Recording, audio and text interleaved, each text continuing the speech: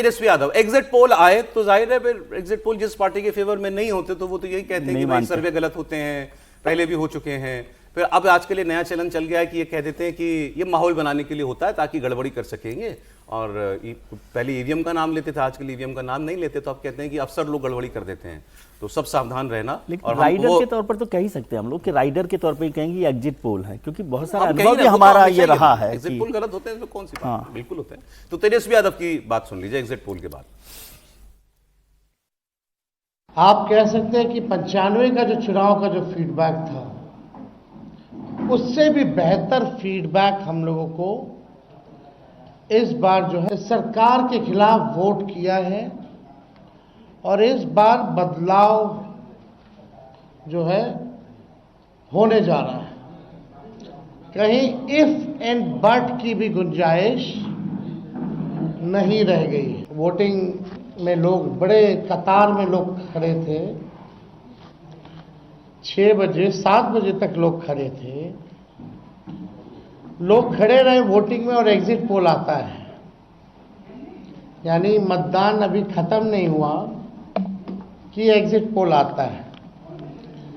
देखिए, हम ना सर्वे में खुशफहमी में रहते हैं ना गलत फहमी में रहते हैं। ये सर्वे जो है केवल मनोवैज्ञानिक तौर पे साइकोलॉजिकल, जितने अधिकारी चुनाव में लगे हुए हैं उनके दबाव में जो है ये सर्वेस लाए गए हैं। अरे ये बात मैं आज तक नहीं समझ पाया। आप ओपिनियन पोल के लिए कहो कि ओपिनियन पोल से वोटर प्रभावित हो सकता है, कर दो बंद, सरकार नियम बना दे, बंद कर दो, मैं मान सकता हूं। एग्जिट पोल से कैसे क्या माहौल बन जाएगा? वोट पड़ चुका है, अब आप एग्जिट पोल में फर्जी एग्जिट पोल बना करके एजेंसी या चैनल अपनी भद पिटवाएगा, उनके क्रेडेंशियल डाउन होंगे ना।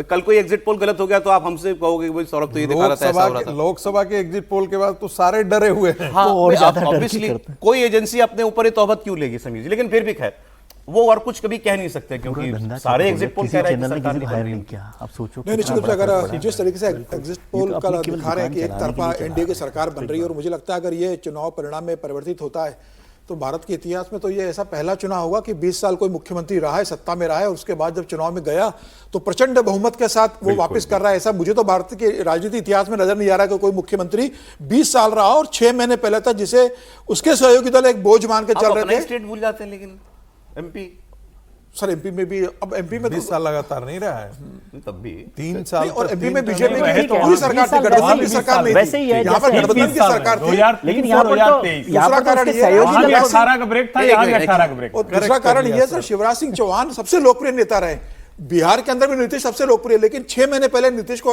हटाने के लिए कि स्वास्थ्य की समस्या है, नीतीश को लेकर तमाम तरह के आरोप लग रहे थे और लग रहा था कि क्या नीतीश बोझ होने वाले हैं। हाँ। उसके बाद नीतीश कुमार ने जो 360 डिग्री अपने आप को चेंज किया है, रैलियां की, 84 ज्यादा रैलियां की, और आज ये कहा जा रहा है कि बीजेपी से बड़ी पार्टी बनकर निकलने की स्थिति में आ रहे हैं। अगर एग्जिट पोल को देखें कि बीजेपी तो सीटें जहां वहां के वहां रहेंगी, लेकिन नीतीश कुमार 43 से लेकर 63 सीटों तक जा सकते हैं अगर 20 सीटों व्यक्ति बढ़ा रहा है। तो मुझे लग रहा है सिर्फ ये महिलाओं का वोट मान लेना। आज प्रभात खबर ने बहुत अच्छी खबर की पटना से, उन्होंने कहा कि भाई पहले फेज का जो वोटिंग हुआ था 121 सीटों पे, उसमें से 56 सीटें ऐसी हैं जहां पर महिला वोटर्स ने ज्यादा वोटिंग की है, 56 विधानसभा सीटों में, बाकी पे पुरुषों की ज्यादा वोटिंग रही है।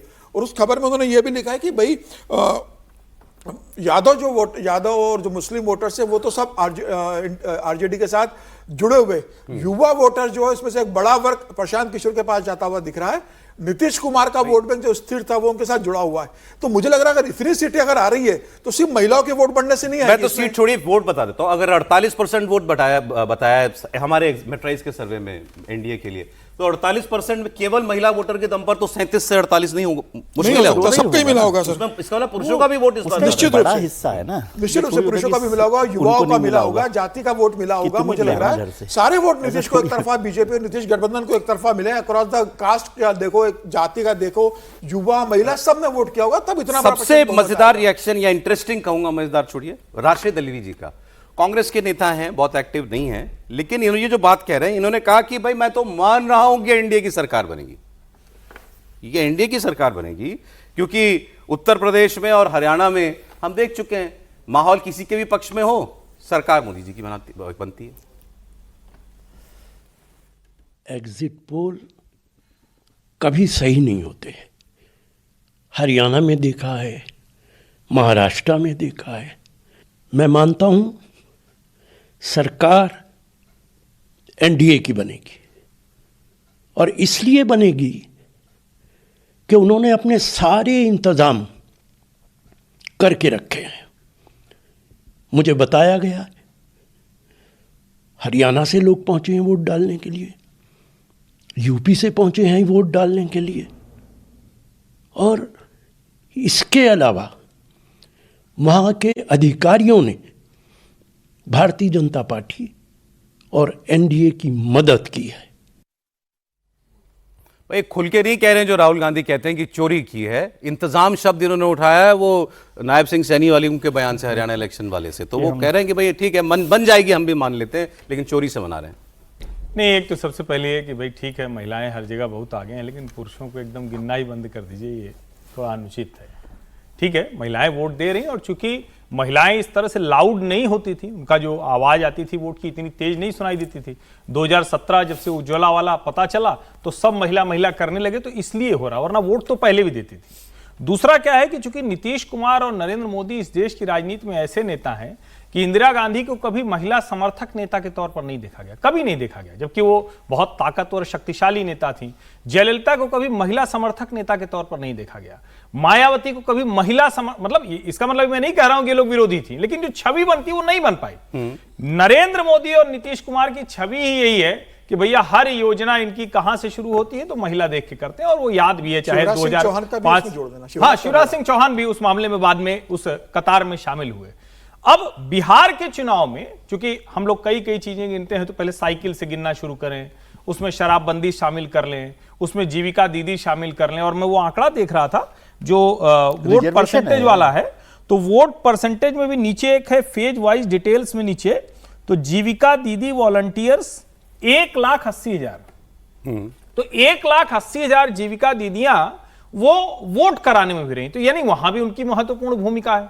और जब आप इतनी बात करते तो किसी को लगता है कि अरे भाई हमारा एम्पावरमेंट अब हो गया, यानी हम ड्राइविंग सीट पर हैं। तो जब आप ड्राइविंग सीट पर होते हैं तो फिर थोड़ा गाड़ी तो आप अपने लिहाज से थोड़ा एडवेंचर, थोड़ा तेज रफ्तार बढ़ाते ही। मुझे लगता है बिहार उस तरफ गया है, और चूंकि जब राशिद अल्वी जी जैसे लोग बोलते हैं या कोई भी जब बोलता है तो उसमें उनका भी ठीक है भाई, वो तो राजनीति कर रहे हैं तो क्या करें, पहले दिन हार मान लें, सरेंडर कर, ठीक बात है, अब उनका तो तरीका है। लेकिन मुझे लगता है कि ये चुनाव लॉक हो चुका है, जो हम लोग पहले से भी चर्चा करते रहे। हाँ, एक जरूर है जो बार बार हम भी कह रहे हैं, जो अभी प्रोफेसर साहब ने आशंका जताई कि क्या अंदर लत्ती मारने का खेल तो नहीं हुआ है, लेकिन फिर वो जब देखते हैं तो लगता है कि उधर तो लत्ती क्या, उधर तो अंदर क्या, उधर तो राह चलते खुलेआम मारे राहुल और तेजस्वी एक दूसरे को। तो मुझे नहीं लगता कोई परिणाम पलटने वाला। एक बयान आपको और सुना देता हूं मैं, गिरिराज सिंह जी का है। कांग्रेस ने क्या कहा आपने सुन लिया, तेजस्वी क्या बोले वो सुन लिया।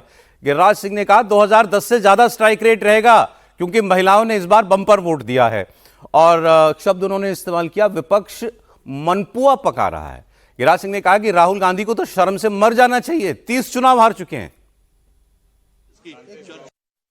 2010 से मैं डे 1 से कह रहा हूं अधिक स्ट्राइक रेट रहेगा, क्योंकि महिलाओं में जिस ढंग का एक उत्साह था सरकार के प्रति, तो ये आने वाले दिन में, और अपोजिशन जहां तक है मनपुआ पका रहा है, अपने मन से पकाना भी चाहिए। राहुल और गांधी को तो डूब करके मर जाना चाहिए। 30 चुनाव हार चुके, अभी भी थेथरोलॉजी का हद है। फिर चुनाव जीत जाएंगे तो राहुल गांधी, हार गए तो चुनाव आयोग, ईवीएम, फिर ये रोएंगे। फिर मैं कह रहा हूं राहुल गांधी, तेजस्वी, ये सब मुखालपत में है लालू यादव। देखें तो ये उन्होंने कहा कि राहुल गांधी को तो डूब मरना चाहिए, इतने चुनाव हार चुके। वैसे आज ये भी है, मेरे कहीं कंफर्मेशन तो नहीं देखा, लेकिन 2-3 पत्रकारों का देख रहा था पोस्ट, राहुल गांधी शायद मस्कट चले गए हैं और माफ कीजिएगा, प्रियंका गांधी शायद न्यूयॉर्क चली गई।